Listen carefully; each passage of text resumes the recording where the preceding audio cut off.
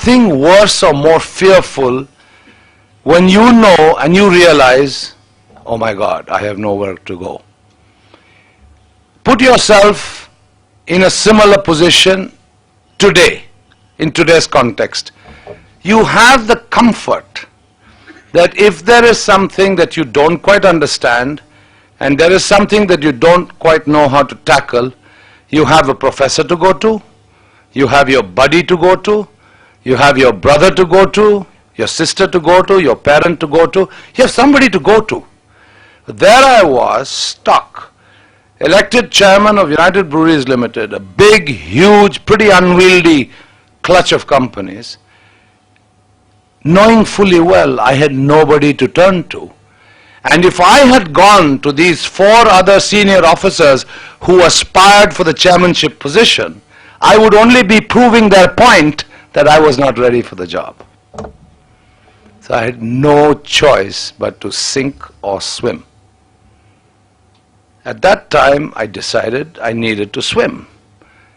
It was not only to justify the confidence that was reposed in me, it was also a question of my own pride. All of us have an ego. Nobody's going to say I don't have an ego. All of us have an ego. Sri Sri Ravi Shankar, who is my Guruji as well, says you drop your ego. If you can really drop your ego, then you will be a Guruji. You can't say I don't have an ego. The ego varies in different levels. And it's inbuilt within us in the personality, in the nature of human. The question was, I needed to satisfy my own ego that I could do it and that I did not want to be branded as a failure. Nobody, ego or no ego, will willfully accept being branded as a failure. And that gave me the determination, and every little step as I progressed enhanced my self-confidence. Yes, I stumbled. I stumbled many a time. I never fell. I kept the dignity of my self-confidence always at the forefront so that I could have the confidence to go forward on my chosen path. And if you look at it in the context in which I am referring, you must look at life and your future careers as a constant process of learning, because there is no better builder of self-confidence than the process of learning itself. That is what people say, wow, he's so experienced. What is experience? If you really were to try and understand what experience means he knows a lot more than I know. And how did he get to know it? Because he learned a lot more. I mean, not necessarily in a classroom context, through life, that's what experience is. That is the richness of learning. Now let's talk about leadership and vision and entrepreneurship. What is an entrepreneur? An entrepreneur is no sort of handcrafted body by the Almighty. An entrepreneur is just somebody who can think out of the box. In other words, we are all blessed with a degree of creativity. All of us, in differing and varying measures, have dreams. Forget about what the dreams are about. Dreams can even be, shall I wear a pink shirt today? Shall I wear blue jeans today? How will I look? I'm going to a party, or I'm going to class. Anything. I mean, life is about dreams. You dream about everything because you're fantasizing about where you want to be. And I'll come to the aspirational levels a little later, but in short, you dream. That process of dreaming stimulates creativity from within. Many people don't use it. Many choose to ignore it. Some lack the self-confidence to use it. But if you allow your creativity to flow, yes, sometimes you may reach a level of coming up with some bizarre stuff. It's natural. But through a process of constant learning, you will tailor down, you will resize that creativity that's inbuilt in us to a position or a level of practicality that in fact is entrepreneurship. That is the science of entrepreneurship as I define it. All of us have it in us. The difference is how many of us are able to use that creativity and how many of us are able to add a sense of practicality to that creativity. And that sense of practicality, once again, is a process of learning, which is by experience, which is by having the necessary self-confidence. Now let's take leadership. You can't say he's a born leader. I would like to challenge anybody who uses the phrase born leader. And everybody is born, every baby weighs 5 to 10 pounds. Everyone kind of has 2 arms and 2 legs. So what's this business of a born leader? It is a metamoric phrase, born leader. We also have leadership qualities. A leader to me is none other than a first among equals. And what is a first among equals? The person who has the self-confidence enough, the mental rationality enough to go one step beyond his peers. He is a leader. Those who cannot go that one step further are usually defined as followers. Not to say that a strategy of following is wrong. If you are able to follow somebody's direction, if you are able to follow the right kind of leader, you can also be successful in your lives. But there is no reason why you can't be leaders too. It is a question of going that extra mile.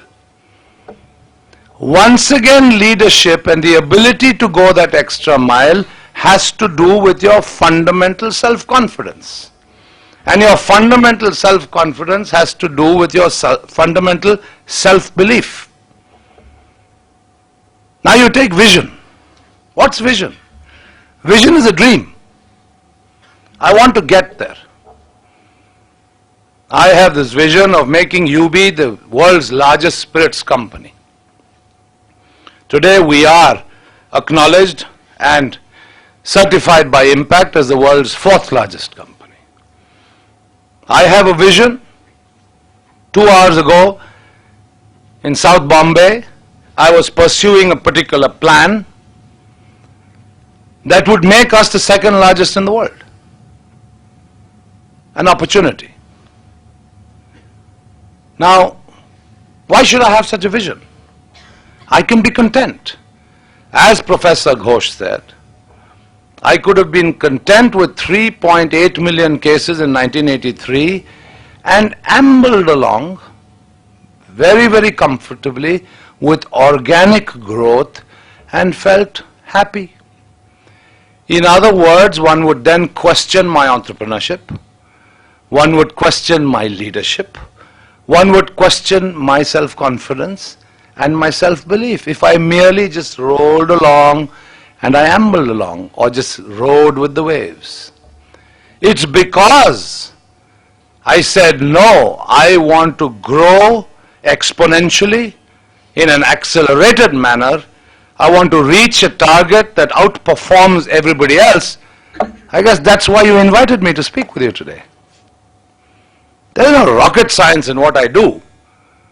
Let's be clear. There's no rocket science in what I do. It's just that I have a vision.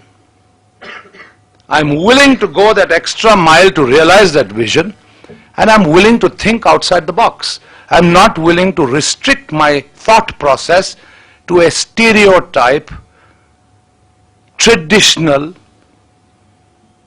level.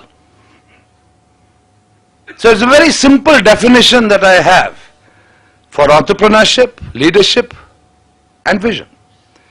And I would like to repeat once again that we all have it within us. It is our duty to reach deep down within ourselves to bring out the best in us. That is something that I say to everyone, and I will continue to say because I believe in it. And I would be in no position to sit and talk to you with any degree of conviction if I did not believe in what I say. In English they say, practice what you preach. I believe in that too.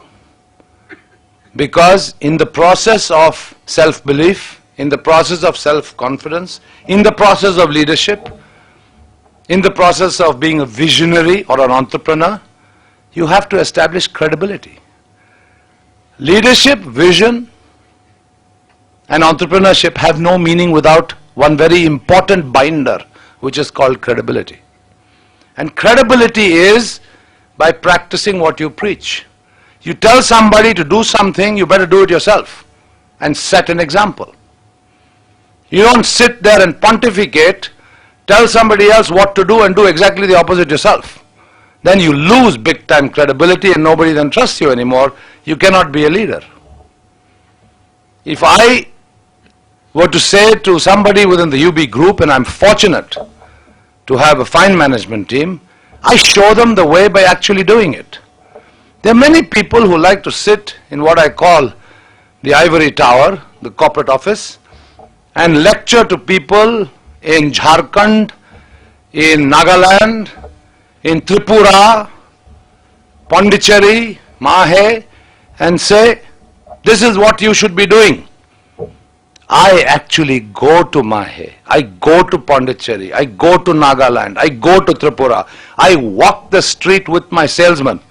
The salesman then realizes I know what he's talking about. And when I give him a direction while walking the street, he respects me for it. If I merely sat in my corporate office in Bangalore or Bombay and picked up the phone and told him what to do, there would be a doubt in his mind, this guy doesn't really know what he's talking about. He hasn't seen what I've seen, he doesn't know. See, it's all about establishing credibility. Practice what you preach. And whether it's a question of what we learn during our learning years in fine institutions such as IIT, and applying what you have learned with a lot more in your daily lives. You have been fortunate to be a part of such a premier educational institution which has a superb reputation, and what you learn are your treasures. What you learn is part of your intellectual heirloom. It's part of your intellectual treasure chest. But you cannot just lean on this and say, fine, I am an IIT alumni and that's it, that's going to carry me through life. It won't happen. You need to build on it.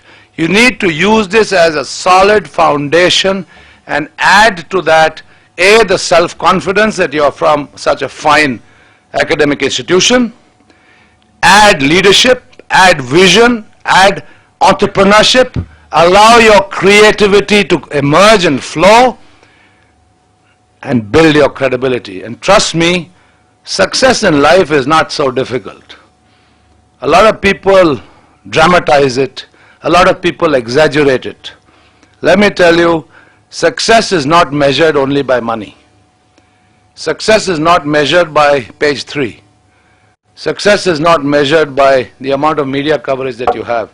Success is what makes you happy. Trust me, success is ultimately what makes you happy.